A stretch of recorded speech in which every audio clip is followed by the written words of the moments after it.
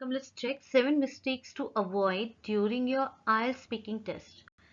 Here, during the IELTS speaking test part, an examiner would have an face-to-face interview with you and assess your ability to hold a conversation as well as your vocabulary, fluency and pronunciation, right? इसका क्या मतलब हुआ? IELTS speaking test part में जो examiner होता है वो आपसे फेस टू फेस इंटरव्यू लेता है और वो वहां पर क्या देखता है कि आप किस तरीके से कन्वर्सेशन कर सकते हैं, वोकैबुलरी, फ्लुएंसी और आपका प्रोनाउंसिएशन टेस्ट करता है। ठीक है, तो now let's see mistakes to avoid during your IELTS speaking test. कौन सी मिस्टेक्स हमें नहीं करनी है, तो आइए देखते हैं क्या नहीं करना है। ठीक है, तो फर्स्ट वन है poor pronunciation. Now what is poor pronunciation? Come let's see. NATURE नटूरे FUTURE फुटूरे नटूरे फुटूरे। Sounds funny, right?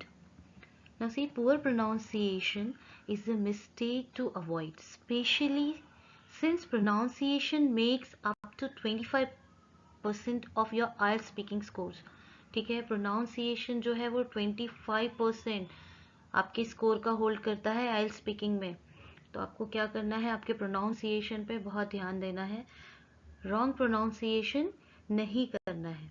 ठीक है, फर्स्ट पॉइंट क्लियर है, पुअर प्रोनाउंसिएशन अवॉइड करना है, you should avoid, you should not do poor pronunciation. आइए सेकंड वन देखते हैं। सेकंड वन है repeating the question.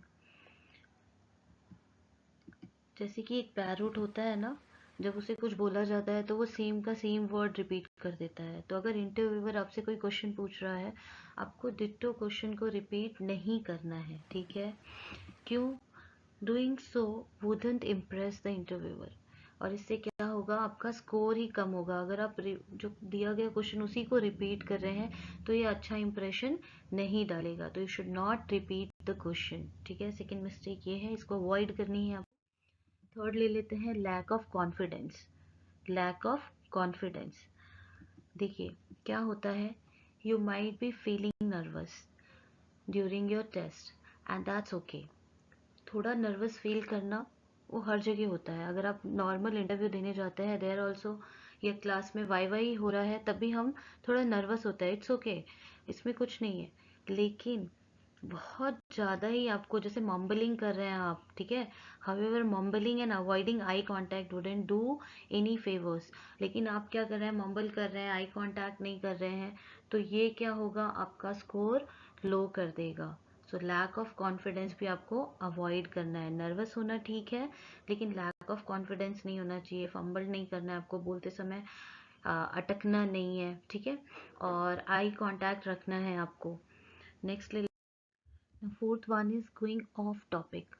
Going of topic मतलब पूछा कुछ जा रहा है और आप बोल कुछ और रहे हैं।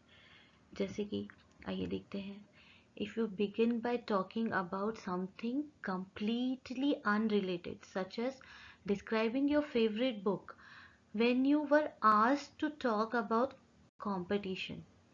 आपसे पूछा जा रहा है कि बताइए कंपटीशन के बारे में, and you are talking about your favourite book. आप अपनी फेवरेट बुक को डिस्क्राइब कर रहे हैं, बिल्कुल ही आप ट्रैक से अलग जा रहे हैं, तो ये आपके स्कोर को इफेक्ट करेगा। ठीक है, इससे आपका स्कोर बढ़ेगा नहीं कि आप बहुत ज़्यादा बोल रहे हैं, आप इंग्लिश में बोल रहे हैं, बहुत स्पीक कर रहे हैं, ये आपका स्कोर इन्हांस नहीं करेगा, बल्कि आपकी वोकैबुलरी, फ्लुएंसी, ठीक है, इन सबको ये क्या करेगा, अफेक्ट करेगा, और आपका जो है स्कोर वो कम हो जाएगा। समझ में आ रहा है? तो गोइंग ऑफ टॉपिक नहीं करना है आपको, you should not go of topic. जो पूछा जा रहा है आपको नहीं समझ में आ रहा है तो क्वेश्चन को ध्यान से सुनिए, थोड़ा सा टाइम लीजिए, पॉज करिए और फिर आंसर करिए, बट आपको कुछ भी नहीं बोलना है, it is going to affect your score. Fifth one, repeating the same words और फ्रेजेस। हम लोग क्या करते हैं, we are repeating some phrases और वर्ड जो हमारे फेवरेट होते हैं ना, जो हमें पता होते हैं, we are repeating that only again and again. You are not suppose to do that. आपको क्या करना है, see using the same word और phrases over and over will not help you to score points on your test, as it gives the impression that you have a limited speaking vocabulary. इससे लगेगा कि आपके पास limited जो आपने रट्टा मार लिया है और बस आप वही बोले जा रहे हैं, तो आपको वो नहीं करना है. In spite of that learn more synonyms और एक्सपैंड योर वोकैबुलरी. ठीक है, आपको क्या करना है, बहुत सारे जो भी एक वर्ड है उसके बहुत सारे सिनोनिम्स को लर्न करना है, आपकी जो वोकैबुलरी है उसको एक्सपैंड करना है, और ये क्या करेगा, आपके कम्युनिकेशन को बहुत ही इफेक्टिव बनाएगा. एंड आप उससे क्या कर पाएंगे, स्कोर अच्छा कर पाएंगे, आपका स्कोर बैंड बढ़ जाएगा. सिक्स्थ वन है गिविंग येस और no answers without good elaboration. What is this? अगर आप कोई भी क्वेश्चन का आंसर सिर्फ येस और नो में दे रहे हैं, आप उसको इलाबोरेट नहीं कर रहे हैं, तो ये भी आपके स्कोर पे इफेक्ट करेगा. ठीक है, इससे भी क्या होता है कि आपकी जो वोकैबुलरी है वो बहुत ही लिमिटेड है. इफ यू से टू लिटिल और सिंपली आंसर्स विथ येस और no, you wouldn't get to showcase your fluency and ability.